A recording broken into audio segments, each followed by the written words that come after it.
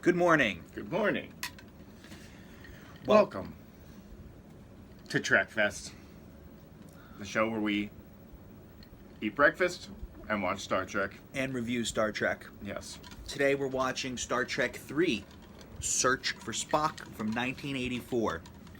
It's the third movie in the original, original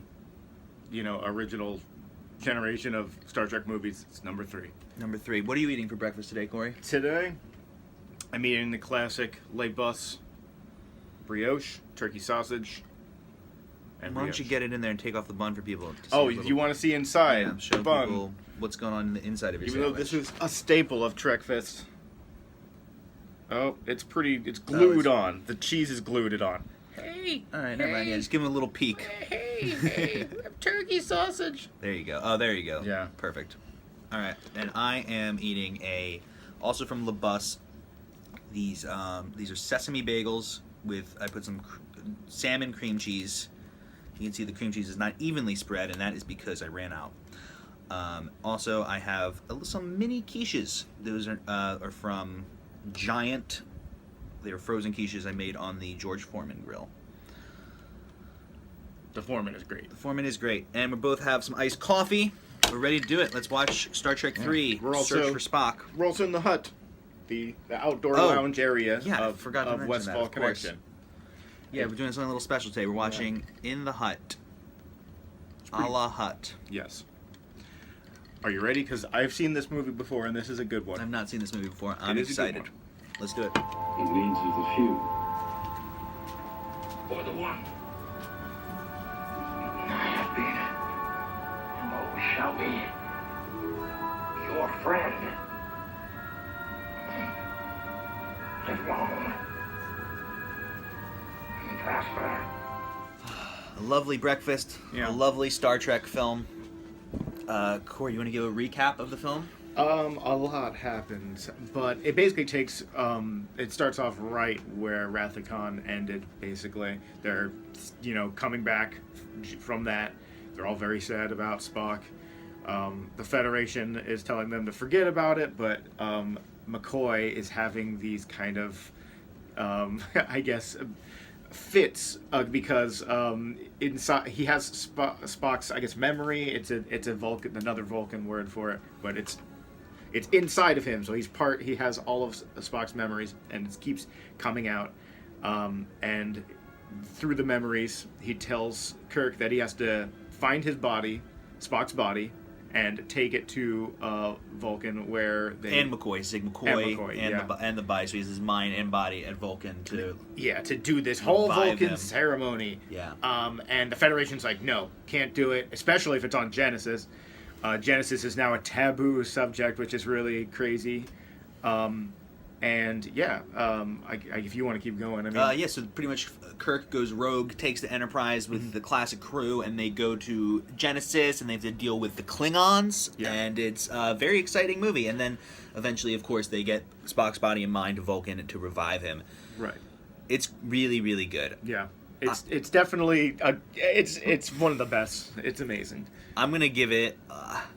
I'm gonna give it a 5. I don't know. I gave Wrath of Khan a 5 too. I'm gonna give it 5. Sorry, mini quiches out of 5 because I think it was a great movie. I thought it was every scene was either dramatic or exciting or funny, and I was just very impressed with the whole thing. You got Klingons, you got Vulcans, you got everything in there. Really. You got the classic crew. They go rogue. Right. They go on one more adventure to save their friend. They all believe in it. Screw the Federation. There is no dull moments in this movie. That's the best part about this movie. Absolutely. Is every scene, there's a little explanation. You're like, right, but straight in, when there's any downtime, no. Spock's dad shows up, no. You got to revive Spock. Yeah. Can we take the ship? No. Screw it. We'll go rogue. Going anyway, everything just, Does the next one take place right after this one left off too? If I'm not mistaken, yes. That's exciting. The only thing I don't like that. Well, the only thing I don't like about this movie is that it thinks it needs to keep going. This is like a great way to end the whole saga of original Trek, but they just kept pushing the movies. Well, I can't review those until I've seen them. I've seen them, but I would love to rewatch them. I'd like to talk about some specific moments. I liked seeing the video games in the Star Trek world. They went into like a little bar arcade or something, and you saw someone playing. Corey and I love video games, so seeing Star Trek video games is very exciting. It was awesome. We, you know, I loved seeing Sulu kick ass. There's that scene where he like beats up the security guard, and then he like he's like blowing up the computer. Pretty cool. Don't call me tiny. Yeah, he's pretty amazing. Don't call me tiny. It's just like him just firing at the computer, just sparks blowing up in his face. He's just like being a total badass. Yeah, he's fucking great. awesome. One of the funniest moments was definitely when, since McCoy has Spock's mind in his brain, he tries to do the Vulcan pinch. Yeah, and the guy's just like, you have to be a lot stronger to do that. Like, it's that whole scene is really very funny. And I have a theory on the show a lot I talk about where I say that McCoy is in love with Spock, and that's why he's constantly arguing with him, because he is romantically interested in Spock, and that Spock, he doesn't have any feelings like that. So it kind of just drives McCoy mad with jealousy. But in this movie, I mean, McCoy has Spock in his head, and I think really it's a culmination of all these years of sexual and romantic tension between them, and then especially at the very end when McCoy's telling him he's missed him.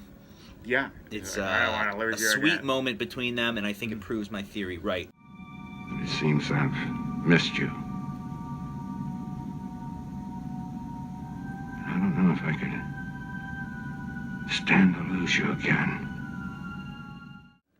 Yeah, I've seen this movie before, so even though I didn't, when we were watching the original episodes, and you were like, they're in love. I mean, I knew. Yeah. I knew the whole time that it was leading up to this movie where their love must flourish to save Spock. Really. So I know you said your only problem with the movie is you wish it kind of just ended here. That's only because they didn't make more. That's because it's like the first three movies are really good. I mean, Yeah. the first one's rare.